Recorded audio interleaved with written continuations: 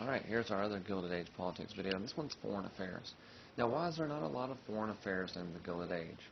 In short, guys, we were really concerned about building up America and getting all these domestic things going. Once we maxed out our markets here, we decided to start branching out. But there were a few things that happened on a foreign level at this time.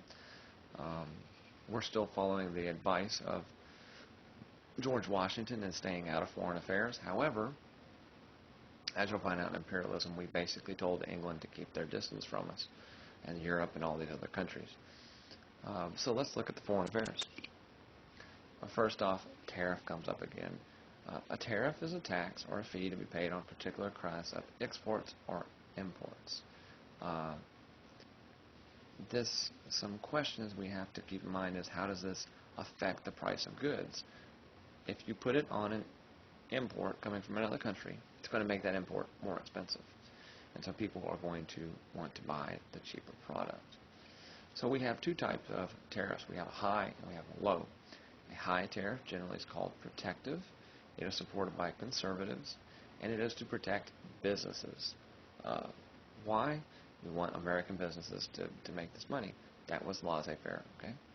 A low tariff generally is called a competitive, and it is supported mainly by liberals, tend to be Democrats, and the whole idea is we want all of the common people to be able to afford these things, which is why, if you notice, we have a lot of competitive tariffs in this country, because you have a wide array of import cars, import televisions, import electronics, and this is why we want, at the current level of a liberal president, which we have right now, we want everybody to be able to do this, not the business.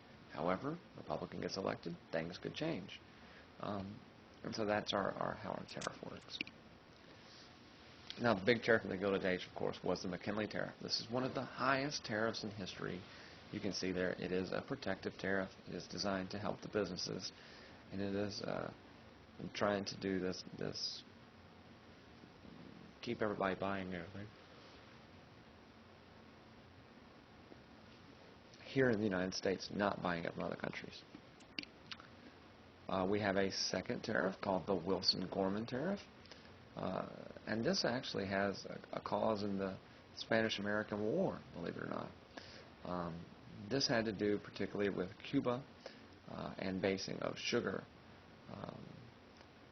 So we have these plantation owners over there, and they're basically going to lower the sugar price, make it easy so these people can come over here and sell it in this country.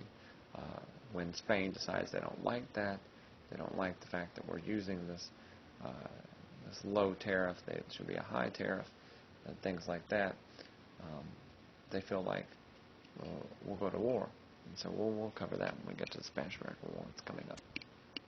Now, Grover Cleveland. Grover Cleveland is actually pretty interesting because he's elected president twice, but he's not consecutive. He was elected, not elected, and then re-elected. So in 1892, he does win. He does not want to lower tariffs since it gives money to the federal government, and in the end, tariffs are going to remain high. So that's our big thing about Grover Cleveland. Now, running against Grover Cleveland at the time was a man named James Blaine, who was Secretary of State. Now, Blaine had a vastly different thing, and the problem is he was on the wrong side of all the big key issues. He ran a thing under the idea of rum, Romanism, and rebellion. Prohibition had been talked about at this time, and that is the abolition of alcohol. Romanism is kind of going into the idea of building up a military to protect yourself in case something, and rebellion is talking about the Civil War. So, in short, he felt like we should get rid of alcohol at this point. Prohibition was good. People didn't like that. He felt like we should have a vastly big military presence on a world scene. People didn't like that. And lastly, he actually agreed with the states' rights argument of the Civil War, and people didn't like that. So he doesn't win, but it's an interesting slogan nonetheless. Now, what James Blaine will support is something called the Pan-American Union, and this is the idea of all the countries in North and South America working together to come to a common goal. Now, we do have something maybe similar to this. And in the 1930s, FDR is going to institute what is called the Good Neighbor Policy, which is basically a mini Pan-American Union. And the idea here is we're going to work together to build all these countries' economies up so that everyone has the things that they want and or need. All right? That's our Gilded Age Politics.